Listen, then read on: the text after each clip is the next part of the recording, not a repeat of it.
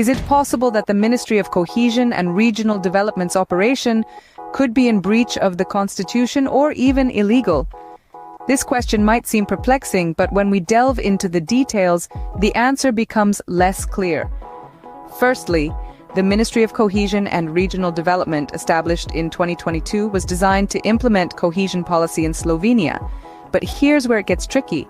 Article 143 of the Constitution of the Republic of Slovenia dictates that provinces are established by law. However, the law on provinces hasn't been adopted yet. This anomaly raises serious questions about the constitutionality of the ministry's establishment. But that's not all. There's also the matter of the European Regional Development Fund. The ministry draws funds from this for projects in the regions, but without officially established provinces, it's unclear whether this use of funds aligns with EU regulations. And then there's the term region itself. The ministry uses it to refer to areas that aren't officially recognized as provinces. This could potentially mislead residents and local communities, and it certainly muddies the waters when it comes to the transparency of the ministry's operations. So what could be the consequences of these potential illegalities and irregularities? Well, if the ministry was indeed established in violation of the Constitution, all acts adopted by it might be deemed invalid. There could also be a requirement to return the EU funds, and those responsible might be held liable for damages. To fully understand the situation, it's crucial to examine the relevant regulations. Article 143 of the Constitution of Slovenia, the Cohesion Policy Act, and the EU regulations on the European Regional Development Fund.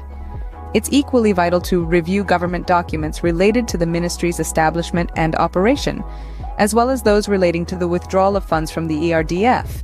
To summarize, the legality and constitutionality of the Ministry of Cohesion and Regional Development's operation are under question due to the lack of a law on provinces, possible misuse of European funds, and the potentially misleading use of the term region.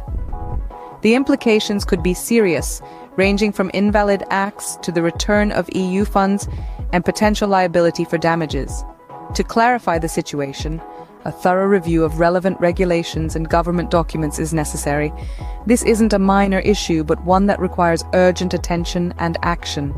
Dear Government of the Republic of Slovenia, we would like to bring crucial findings to your attention regarding the operation of the Ministry of Cohesion and Regional Development, also known as MCR. Firstly, the lack of law on provinces raises questions about the constitutionality of the MCR's establishment. We strongly recommend a comprehensive review of the relevant legislation and government documents to ascertain the possibility of unconstitutionality and criminal activities related to the misuse of European funds. It's worth noting that these funds, which are intended for regional development, might be flowing into Slovenia illegally, given the absence of a constitutional or legal basis for such development. Therefore, a crucial question arises: where exactly are these European funds ending up? We urge you to take immediate action to ensure constitutionality, legality, and transparency in the operation of your subsystems. We appreciate your time and look forward to sue you.